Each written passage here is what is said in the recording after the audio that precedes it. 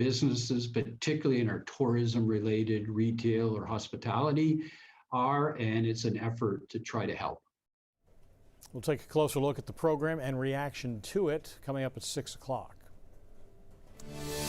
Been a busy afternoon in the weather office, Jess. Some of us are going to be seeing some potent storms move through. Yeah, we have some severe thunderstorms happening right now into parts of New Hampshire and now into Maine as well. Parts of western Maine seeing some severe weather. So let's kind of go through these severe thunderstorm warnings. We can talk about what you can expect and, of course, when you can expect it. Right now, this severe thunderstorm warning goes up to Woodstock, over to West Paris, down to Oxford, over to Bridgeton. We could have winds gusts here of 60 miles an hour or higher. Also hail size. The hail could be up to an inch in diameter. So that's some pretty significant hail for sure. Please be careful if you are in the path of these storms. Make sure to stay indoors and stay safe. Of course, there is lightning, also torrential downpours associated with these storms as well. Another severe thunderstorm warning. This one's in New Hampshire, Derry, Hampstead, New Hampshire included in this one. This will eventually move to the New Hampshire seacoast though. So if this does hold together, of course, something to consider over the next hour or so. Parts of York County, parts of Cumberland County will see just some general thunderstorms, but we could see gusty winds, 30 to 45 mile an hour wind gusts, and some small hail associated with these storms over the next hour or so. Again, if you are in the path of these storms, if you're out ahead of them, make sure you're staying indoors and staying safe. Parts of northern Maine seeing some thunderstorms as well. Nothing severe yet, but lightning and, of course, downpours associated with these storms too. As we go through the rest of the night tonight, we'll be watching these. The good news is that these will wind down as we head into the day tomorrow, and tomorrow looks like a much quieter, much nicer day. Pat, we'll talk about that in just a bit. We'll see you soon. Thank you, Jess. Thanks. You can always download the new Center Maine app and turn on notifications to get severe weather information in your area. Millions of people across the country are dealing with extreme heat, especially in the west, where temperatures are already in the triple digits. And tonight, for many, there's a very real concern that they could lose electricity and their much-needed air conditioning. NBC's Jay Gray has the latest. The blazing summer sun is making things unbearable across much of the West right now. At least 50 million across the region dealing with extreme, in many cases, record-breaking heat. Usually this time of year we're seeing about 15 to 20 degrees cooler than this. According to the U.S. Drought Monitor, the spike in temperatures and lack of rain has left 50% of the western U.S. in an extreme drought. Lake Mead's so low right now, officials are worried about their ability to continue providing drinking water and power to the region. We are looking at the possibility of declaring shortage in the lower basin for the first time ever. Power, also a problem in Texas, where residents are already dealing with unplanned outages as temperatures climb. I spent a month in Houston last year and it was not this hot. The Electric Reliability Council of Texas, ERCOT, now urging Texans to set their thermostats higher, turn off lights, and avoid using larger appliances until Friday. The provider warning demand is dangerously close to their current supply as officials investigate what they call mechanical problems at multiple plants. They want it, and they want it now. Many now rushing to buy generators, with memories still fresh from the winter storm that left millions in the state without electricity. The freeze kind of woke me up again a little bit about being prepared and not relying on the system. Concern that, like the temperature, is rising here.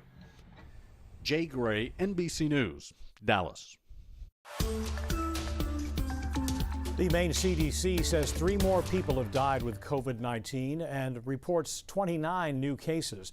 4,700 more vaccine doses were administered yesterday.